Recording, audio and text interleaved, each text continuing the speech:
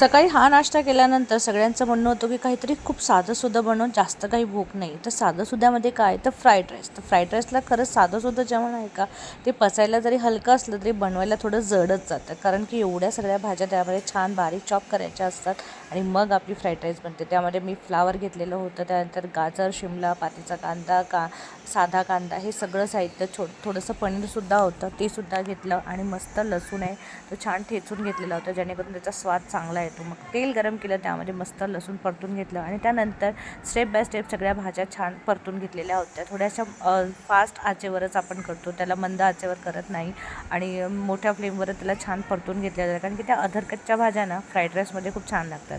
नंतर पातीचा कांदा थोडासा त्यामध्ये टाकला आणि मग हे सगळं थोडंसं शिजू दिलं, हार्डली 2 ते 3 मिनटासाठी, जास्त पण नाही, त्याच्यापेक्षा तुम्ही कमी करू शकता.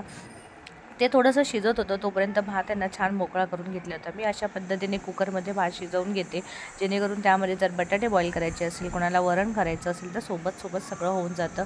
एका दमाने काम केलं ना की जरा गॅसही वाचतो आणि आपली मेहनतही. त्यामुळे मी अशाच पद्धतीने भात बनवते आणि छान मोकळासुद्धा होतो. तर हे भात छान मोकळा करून घेतलेला होता आणि मग भाज्या बघा छान परतल्या. त्यानंतर मी त्यामध्ये टाकले होतं पनीर, कारण की पनीर जर आधी टाकलं तर आपण जे छान असं मिक्स करतो ना, त्यामध्ये पनीरचे सगळे तुकडे होऊ शकतात, त्यामुळे. आणि नंतर त्यामध्ये टाकलं होतं 10 रुपयावाला शेजवान फ्राईड राईस मसाला.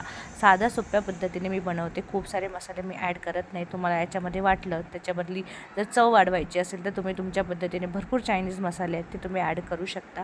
माझं इतक्यात होऊन जातं, म्हणून मी तेवढा एक टाकलेलं होतं पॅकेट. आणि त्यामध्ये मिठाचं प्रमाणसुद्धा बरोबर असतं, त्यामुळे मी एक्स्ट्रा मीठसुद्धा टाकत नाही.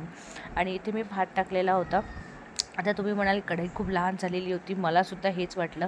पण आता इतक्या वर्षाचा आपल्याकडे अनुभव आहे ना, तर जरा कमी सांडवता हळूहळू बेताने आपण व्यवस्थित हे कालवू शकतो, मिक्स करू शकतो. हेच जर आपण मुलांना दिलं तर बाप रे बाप, तुम्ही बघालच पुढे की खूप सारा पसारा होतो, कारण की त्यांना त्याची सवय नाही आहे, त्यामुळे ह्या गोष्टी घडतच असतात. तेच बघा छान मिक्स करून घेतलं होतं, खूप छान झालेला होता. म्हणजे साधा सिंपल, खरंच थोडासा वेळ खाऊ आहे म्हणजे भाज्या कापण्यापुरता, पण ठीकच आहे.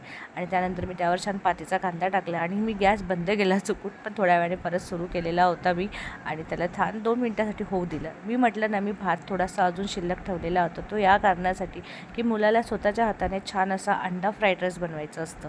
त्याला नेहमीच ही गोष्ट आवडते बनवायला आणि तोच बनवतो, त्यामुळे ठीक आहे बाबा, त्याने मला सांगून ठेवलं होतं की मम्मी माझ्यासाठी भात ठेवशील. तर त्याने छान तेलावर बारीक चिरलेला लसूण परतून घेतला. त्यानंतर त्याने त्यामध्ये अंडे टाकलेले होते 2, ते छान फ्राय केले. त्यानंतर थोडंसं बाजूला काढून ठेवलं अंडं आणि थोडंसं अंड्यामध्ये त्याने राईस टाकला, मिक्स करून घेतला आणि मग त्यावर जे काही त्याचे मसाले असतात चायनीज ते त्यांनी टाकले आणि अशा प्रकारे आमचा मस्त असा दिवस झालेला होता. तर कसा वाटला आजचा व्हिडिओ नक्की सांगा.